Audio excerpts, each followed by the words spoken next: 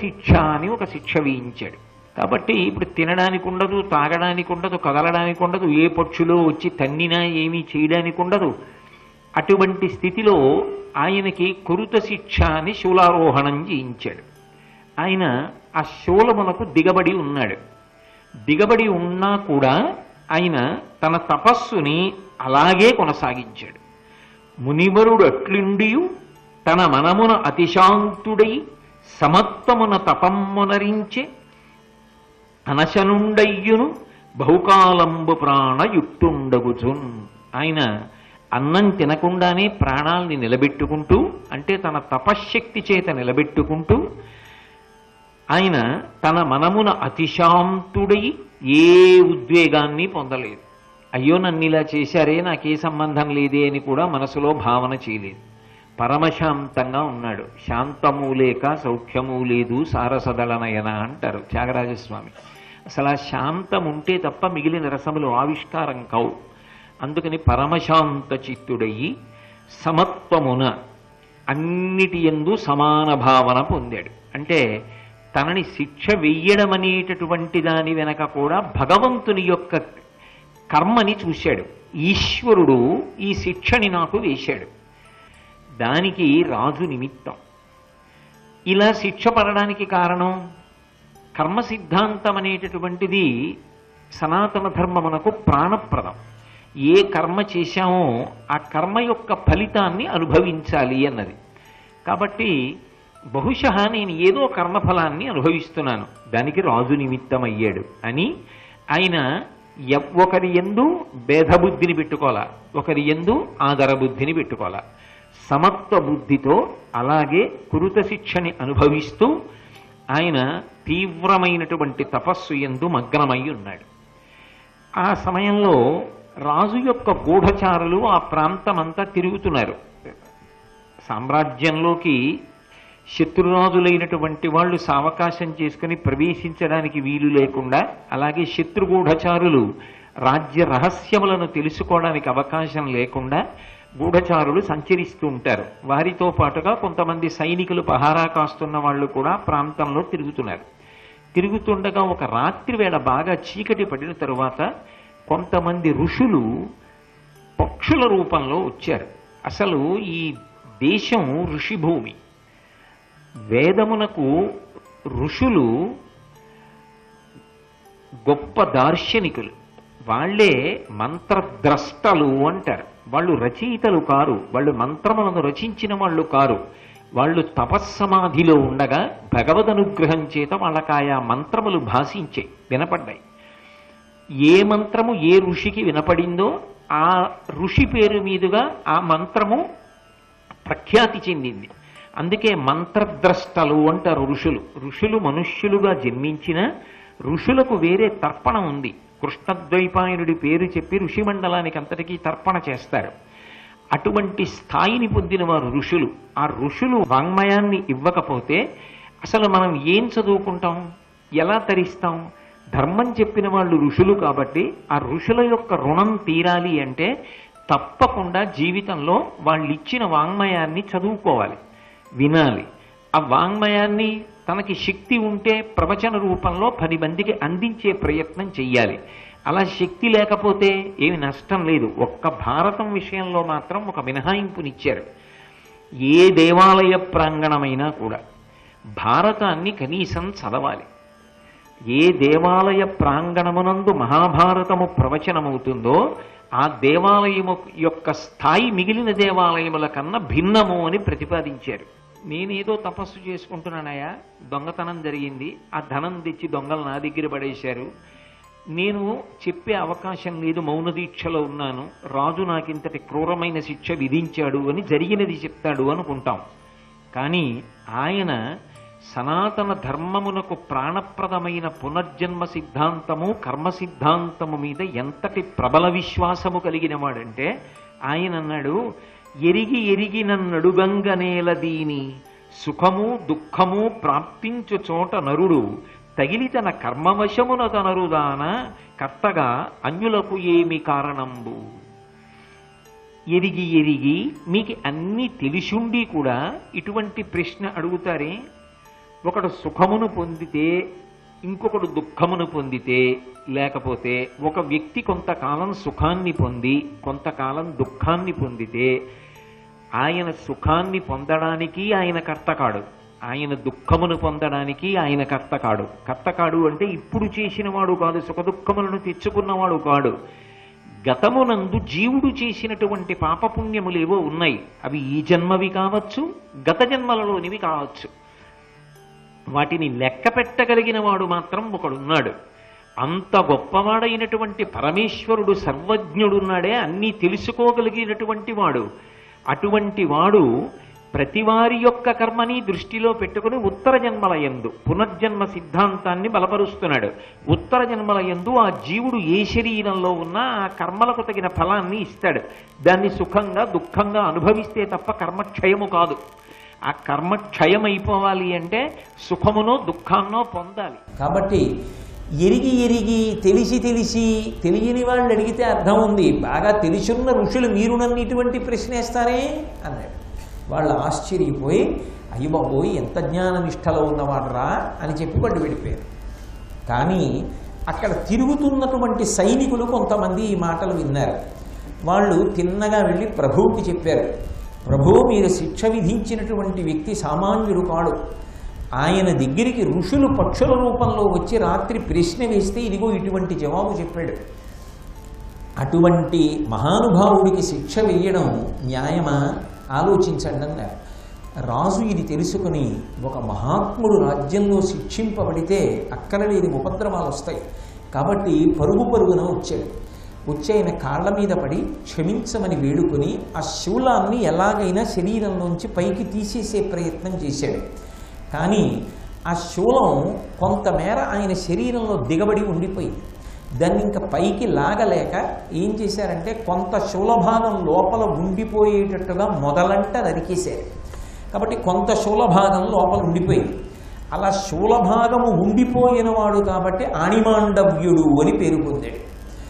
అటువంటి మహర్షి ఒకానొక సమయంలో తనకున్నటువంటి తపశ్శక్తి చేత అన్ని లోకముల యందు ప్రయాణం చేస్తూ యమధర్మరాజు గారు ఉన్నటువంటి లోకమునకు వెళ్ళాడు.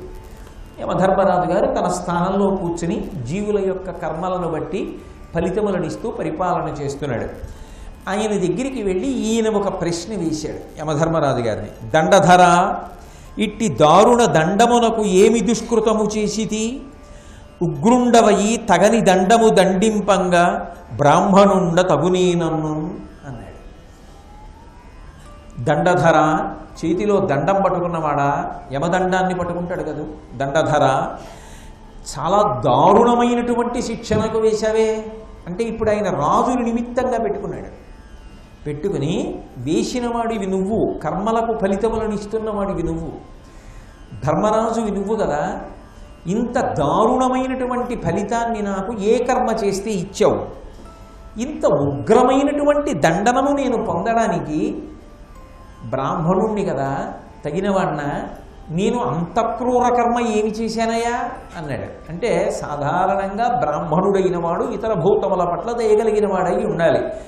ఏ పాపం చేస్తే నాకు ఇంత శిక్ష వేశావు? ఏం చేశాను నేను చెప్పు అన్నాడు. అంటే యమధర్మరాజు గారు అన్నాడు, సొలయక తూనిగలం గొర్రుల పెట్టి తినియు నీ చిరుతకాలము తత్ఫలమిప్పుడు అనుభవించితివి తొలగునే హింసాపరులకు దుఃఖప్రాప్తుల్. మాండవ్య మహర్షి, నీకు జ్ఞానము ఏర్పడిన తరువాత నువ్వు ఏ తప్పు చేసి ఉండకపోవచ్చు, కానీ నీ చిన్నతనంలో నువ్వు ఒక తప్పు చేశావు. ఏమిటి అంటే ఎగురుతున్న తూనీగా ఎక్కడన్నా వాలితే తొందరగా దొరుకుతుంది. దాన్ని ఏదో కాడలా ఉంటుంది, తోకలా, దాన్ని పట్టుకుంటూ ఉంటారు పిల్లలు, ఆడుకుంటూ ఉంటారు. ఆ తూనీగల్ని పట్టుకునేవాడివి. పట్టుకుని ఇంటికి ఏదో సన్న మేకు లాంటిది ఉంది, అది ఎగిరిపోకుండా ఏం చేసేవాడంటే పట్టుకెళ్ళి ఆ మేకుకి గుచ్చుతూ ఉండేవాడు. ఇలా తూనీగని పట్టుకోవడం, మేకుకి గుచ్చుతూ ఉండడం, ఇది చేసావు చిన్నతనంలో. మరి అది హింస కదా, అది బాధపడలేదా? నువ్వు చేసినది దోషము కదా, దానికి నువ్వు ఫలితం అనుభవించాలి కదా. తొలగుని హింసాపరులకు దుఃఖప్రాప్తులు, దుఃఖప్రాప్తి కలగకుండా హింస చేసిన వాడు ఎలా తప్పించుకోగలడు? అందుకుని నీకు ఈ శిక్ష వేశాను అన్నాడు. అంటే మాండవ్య మహర్షి ఒక గొప్ప సిద్ధాంతాన్ని తీసుకొచ్చాడు. బహుశः నేను అనుకోవడం యావత్ ప్రపంచంలో వయస్సు, నేరము, శిక్ష అన్న 3 మాటల్ని మొదట తీసుకొచ్చిన వాడు మాండవ్య మహర్షి అనేమో అనుకుంటున్నాను. ఎందుకని అంటే ఆయన అన్నాడు, 14 సంవత్సరముల వయస్సు వచ్చేటంత వరకు పుట్టినది మొదలు 14 సంవత్సరముల వయస్సు వచ్చేంత వరకు ఎవరైనా బాలుడు అని పడతాడు. ఆ సమయంలో 2 విషయములు ఉంటాయి. ఒకటి, వాడంతట వాడికి విషయముల గురించి పెద్ద అవగాహన ఉండదు కాబట్టి వాడు ఏవైనా తప్పులు చేసినా ఆ తప్పులను పెద్ద పెద్ద పాపముల కింద స్వీకరించి వాడికి శిక్ష వేయకూడదు. దానికి దార్శనికుడు ఈయనే బహుశः. అలాగే 14 సంవత్సరములు దాటిన తర్వాత వాడికి యుక్తాయుక్త విచక్షణ ఏర్పడుతుంది కాబట్టి వాడికి అన్నీ తెలుస్తాయి కాబట్టి దాని తర్వాత చేసేటటువంటి పాపమునకు ఎంత స్థాయిలో ఫలితమును పొందాలో అంత ఫలితమును పొందుతాడు. కానీ 14 సంవత్సరముల లోపు వయస్సు ఉన్నవాడు చేసినటువంటి పాపకర్మలకు పెద్దలైనటువంటి వారు చేసిన పాపకర్మలతో సమానమైనటువంటి ఫలితాన్ని ఇవ్వడం సాధ్యం కాదన్నారు కనుక మేము వాడి పట్ల చేసినటువంటి హింసకి కూడా ఫలితం ఉండదా అంటావేమో. అటువంటి పిల్లల పట్ల చేసినటువంటి దోషం ఏదైనా, హింస ఏదైనా, పాపం ఏదైనా ఉంటే మాత్రం క్షమార్హం కాదు, కట్టి కుడుతుంది. వాళ్ళనేం చేయకూడదు. కానీ వాళ్ళు పాపం చేస్తే, పెద్దవాళ్ళు పాపం చేసినప్పుడు ఎంత ఫలితం వస్తుందో అంత ఫలితం వాళ్ళకి రాదు. ఎందుకు రాదు అంటే ఆయన ఒక విషయాన్ని దృష్టిలో పెట్టుకున్నాడు. అది ఇంకా తెలియనటువంటి ప్రాయం. దానివల్ల ఏమవుతుందంటే ఎంతసేపు కూడా మనసులో ఈ పని చేయడం వల్ల నేను సంతోషపడుతున్నానా అన్నది ఒక్కటే ఆలోచన చేయగలిగినటువంటి లక్షణం ఉంటుంది తప్ప ఇది ఇంత దారుణమైన విషయమో అన్నది అర్థం చేసుకోగలిగినంత శక్తి వాళ్ళకి ఉండకపోయేటటువంటి అవకాశమే ఎక్కువ ఉండవచ్చు. కాబట్టి వాళ్ళు చేసిన పాపానికి పెద్దలు చేసిన పాపంతో సమానమైన శిక్ష వెయ్యకూడదు. నువ్వేం చేశావు? నేనిప్పుడో చిన్నపిల్లవాడిగా ఉండగా తూనీగల్ని పట్టుకుని మేకుకు గుచ్చానంటున్నావు. అది నిజంగా నాకు జీవహింస గురించి ఏమీ తెలియని వయస్సు.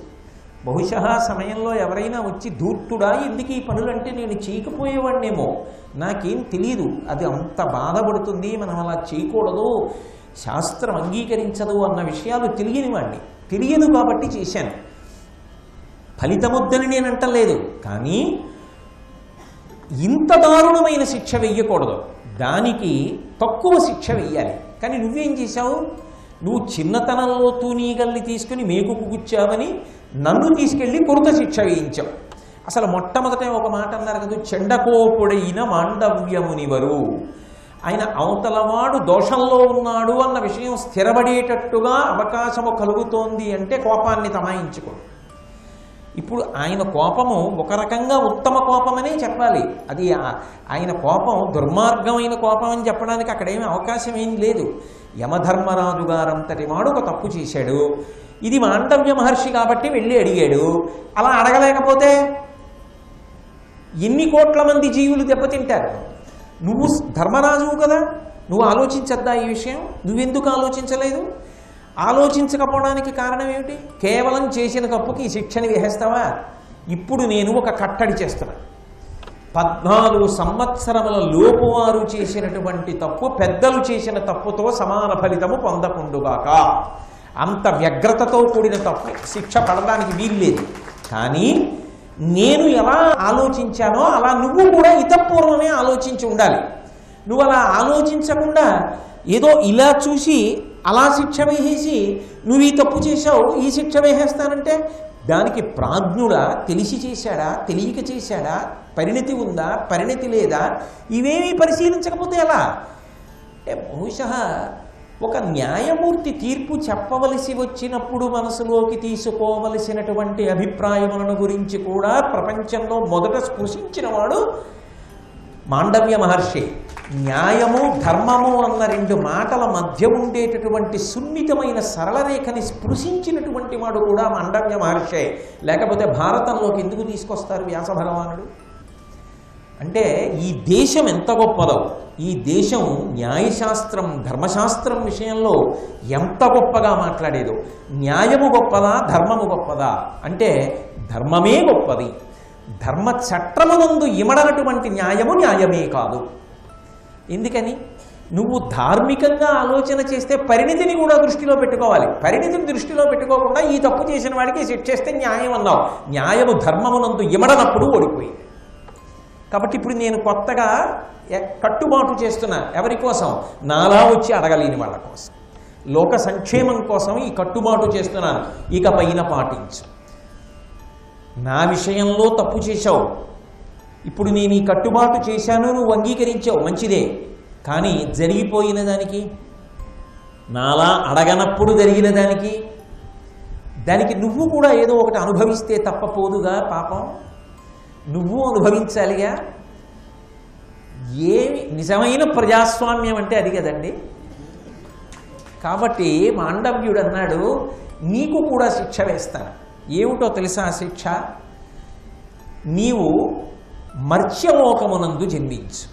ఎందుకు మర్త్యలోకంలో జన్మిస్తే ఏమవుతుంది అంటే, ప్రాణములు తీయడం ఒక్కటే నీకు తెలుసు.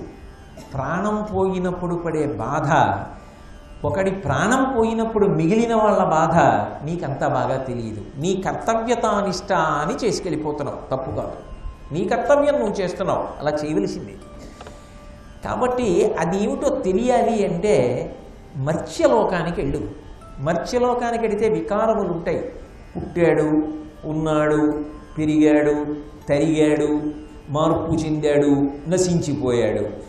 వీటికి అవకాశం లేని స్థాయిలో ఉన్నవాడివి ఈ వికారములను పొందాలంటే భూమి మీదకి వెళ్ళాలి. అందుకని భూమి మీదకి వెళ్ళు. భూమి మీదకి వెళ్ళిన వాడివి నలుగుడు పడాలి లోపల. ఎంతో పనికి రావలసిన వాడివి అంత పనికి రాకుండా పోవాలి. అది నలుగుడు, అది శిక్ష. దాని కొరకు నీకు ఒక మానసిక శిక్ష వేస్తారు. నువ్వు చాలా గొప్పవాడి తేజస్సునందే జన్మించాలి. లేకపోతే పుట్టుకతో ధర్మం అంతా ఎలా తెలుస్తుంది నీకు? మర్త్యలోకంలో మనుష్యుడిగా పుట్టి. అందుకని ఒక మహాతేజోవంతుడి యొక్క తేజస్సు వలన జన్మిస్తావు. కానీ 4వ వర్ణములకు చెందిన స్త్రీ ఎందు జన్మిస్తావు. కాబట్టి నీకు రాజ్యాధికారం ఉండదు. మీరు ఒక్కటి ఆలోచించండి. నిజంగా ధృతరాష్ట్రుడు అంధుడు. పాండురాజు గారు పాపం చాలా జాగ్రత్తగా రాజ్యం అంతా చేసి ధృతరాష్ట్రుడిని సుఖపెట్టాడు. పాండురాజు వెళ్ళిపోయాడు. విదురుడు కూడా గొప్ప ధార్మికుడే కదా. నిజంగా మాట్లాడాలంటే పాండురాజు కన్నా కూడా ధర్మం తెలిసిన్నవాడని చెప్పవలసి ఉంటుంది. ఇటువంటి వాడు, కన్నులున్నవాడు, మహాబలవంతుడు, పాండురోగం కూడా లేనివాడు, క్షత్రియ కాంతయందు ఉద్భవించిన వాడు అయ్యుండి ఉంటే, అంబికకో అంబాలికకో జన్మించి ఉంటే, బహుశः అంబిక వ్యాసానుగ్రహాన్ని 2వ మాట పొంది మనసునందు వైక్లభ్యము పొందకుండా విదురుణ్ణి పొంది ఉంటే, ఆయన రాజ్య పరిపాలన చేసి ఉంటే భారతం ఉందా? ఇక భారతం లేదు. కానీ ఆయన 4వ వర్ణపు స్త్రీ యందు జన్మించిన కారణం చేత రాజ్యాధికారాన్ని పొందలేకపోయాడు. రాజ్యాధికారాన్ని పొందలేక మంత్రి పదవి యందు నిలబడ్డాడు. ఇన్ని తెలుసున్నవాడు కాబట్టి ధర్మమునకు పెద్దపీట వేసి భీష్మాచార్యుల వారు మంత్రి పదవిలో కూర్చోబెట్టాడు.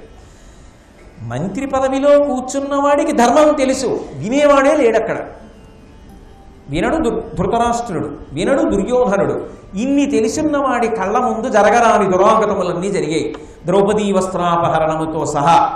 ఆయన ఎంత కుతకుతలాడిపోయి, ఎంత బాధపడిపోయి ఉంటుంటాడు. జీవితంలో అన్నిటికన్నా దారుణమైన శిక్ష ఏమిటి అంటే మూర్ఖుడితో వాదించవలసినటువంటి పరిస్థితి సంప్రాప్తమవడం. వాడు ఏ కారణానికి వినడం. ఏం చేస్తావు? నీ కర్మ అని అనుభవించాలి, దానివల్ల వచ్చే పరిణామాలు. అంతే జరిగింది విదురుడికి. ఇదే నీకు శిక్ష. కాబట్టి నువ్వు అలా జన్మించు అన్నాడు. అందుకే నేను మీకు విదుర జననమునందు ఒక మాట చెప్పా.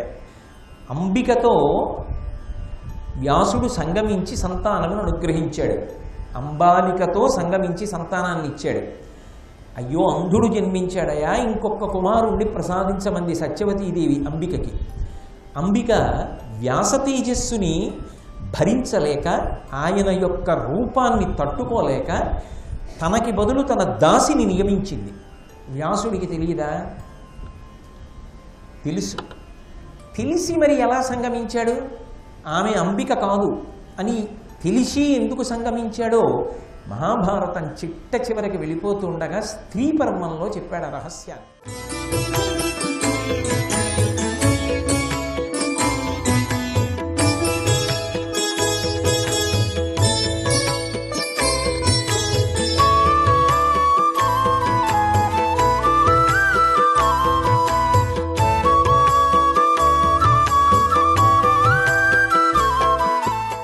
సర్వం శ్రీ ఉమామహేశ్వర పరబ్రహ్మార్పణమస్తు.